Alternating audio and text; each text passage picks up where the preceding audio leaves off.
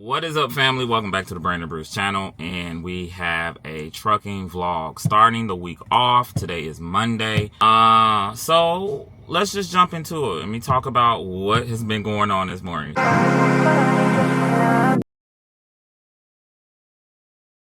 So I got to the truck at 5. Me and Jax got in here, got set up, and last week when I did my last load coming home from Saturday, the place I dropped the load off did not have any empty. So, and that was Saturday. So I was just like, well, I'm gonna come back on Monday and get my trailer. Y'all gonna have something. And when I got there, they did. So I didn't have to bother dispatch this morning. So, but what I'm gonna end up doing, when I drop that load off on Saturday or Friday, I'm gonna take that to a drop yard, and that's gonna be my load coming out from Monday. So I can set myself up. I don't want to spend time driving to go get it empty, because that's just time. So I pull up at this place, and I'm early. I'm good on time. I was like an hour early. I get here, and I can't find a place. And GPS is like, on your left. Co-pilot with Martin, that's what they want us to use. And they're like, our routes are updated all the time. I'm like, nah, not this route. So there was a guy in front of me in the truck. He busted a U-turn. Martin is very heavy and strict on U-turns. So I was like, and you know what? It's a road, but like it's light industrial everywhere. So even if I decided to bust a U, I'm pretty sure I could tell Martin and be like, yeah, I had to do this because it says no outlet. And not only that, GPS, the route, is not like literally. So I looked on Google Maps and I looked on Maps, Apple Maps, and literally there's nothing. That building is not like on the map. So what I did, I was like, you know what? I'm gonna go on the other street. So this is what I did. I went first. Okay, so this is what happened. I went where GPS told me to go, and it was like, on your left, destination. I'm just like, that ain't it. Whole address is wrong. And then I went to the other place across the street, and they had a sign. I might post that up here. It was like, this place is located, go back around, go to the light, make a left, past the water tower, and the building is on the left. So I did that. I got down, and actually, I'm going to show you. That entrance is actually right here. That entrance is down there. Right? Like where you see that red truck. There's a fence right there, and that's where you end up. So that's not an entrance. So I'm guessing, and this building looks fairly new, and it's all new construction, new roads. So I'm assuming that exit was open for a while, and now it's closed. So the only thing you could do was make a U-turn. But what I did, I said, well, I'm going to turn, and we'll just back up. And that's what I did. I said, I'm going to go around, like, so, you know, being a trucker, you come up with things. You're a solutionist. You're supposed to come up with things. But I'm pretty sure had I called Martin and said, look, the road ends, and they say you're supposed to come right here, but you can't. They got the gate. So what I had to do, I had to come all the way back around to where I first started. And they have this sign that says no outlet. And I'm just like, Lord. Well, it curves a little bit. I'm like, I can get out of that curve. I could back up if I have to. So what I did, I kept going, and you could tell the road is fresh, and they're doing construction still over there.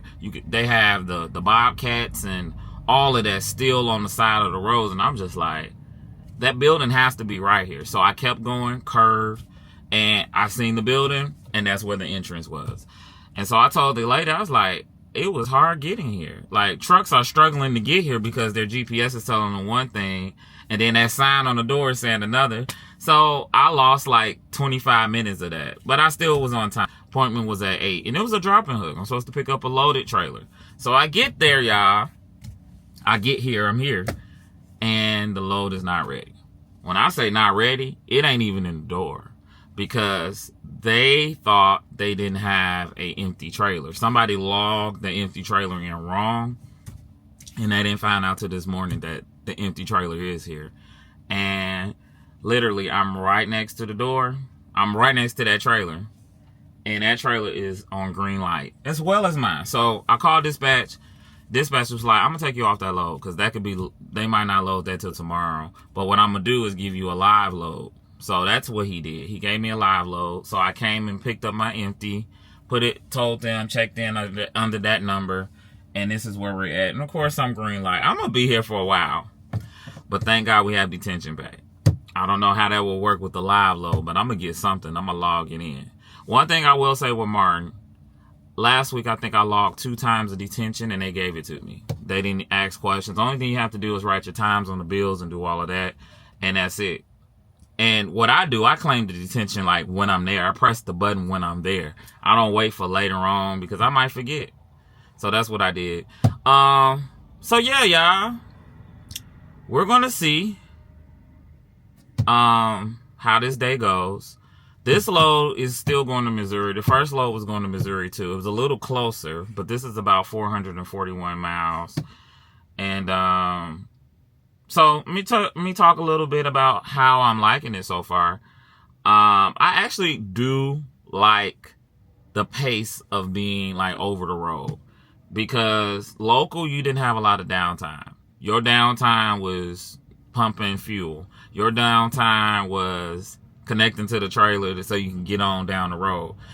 And I can truly feel myself not even working as hard. Like, I have days where I drive. Like last week I went to Texas, drove through Oklahoma, Arkansas. Like, I did a lot of driving on driving days, and I might have connected to the trailer like the day before and still had the trailer for the next day.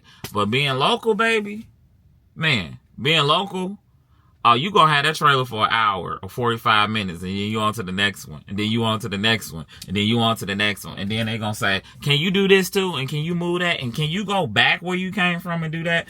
So by the end of the day, I'm tired. And I used to wish I had a sleeper, because some days I'm just like, I need to lay down, I need to relax, because there are some days when some loads were not ready. Sometimes the plant got shut down. There was a day plant got shut down because there was a leak, and we were sitting there waiting for 2 hours in a day cab. So imagine you driving all day in the day cab, then you got to sit and wait in the day cab, sitting straight up. And I was with my trainer at the time, and he had a Mac, and those Macs are really tight. The Peterbilt was a little bigger. That's the only good thing I liked about that Peterbilt day cab I had, but it still was tight, day cab. So far I'm liking it, and I'm liking that it's different places. Also, let me say this. This round, doing this regional stuff again, it's like bittersweet, because back when I started regional and started my trucking journey, I didn't know nothing. I was still learning how to maneuver this truck. I was still working on backing, going to different shippers and all of that.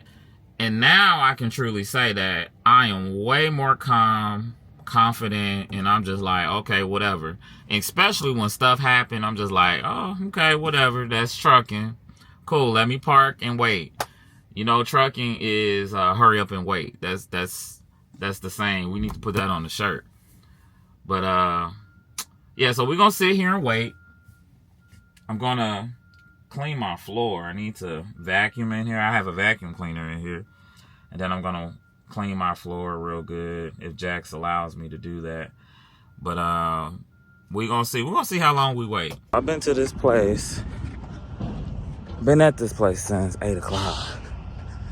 First load was not ready. It was supposed to be a preloaded trailer. They didn't even have no trailer in the door. Dispatch switched me to a live load. They were like, we're going to give you on this one because hopefully this takes priority, because they had an appointment for 9. I'm like, cool. I get that. And they put me next to my original load. Why did that load get done before mine? And they put another driver on it.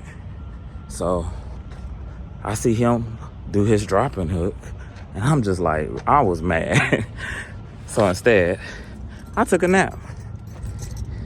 After a while, they finished loading me, and I was like, that's fast. It was very fast. So fast that it was scary. Yeah, they cut the load, or unless the load wasn't that much, but this is only 9,121 pounds. I'm not mad. But guess what? The other driver that took that load just came back because he's overloaded. They got him at 93,000. That would have been my load. So a lesson for myself. I guess there's a blessing in the waiting. Just be patient. God gonna work it out, because that could have been me, y'all. I would have been right back here. So my only issue is that they didn't have the right trailer number on the bill. So I had to that's why I parked the truck right here. I was not about to turn around and get back in there. And I said, no, we're gonna go for a walk. It's 55 degrees. That's what we're gonna do. So let's get on down to Missouri.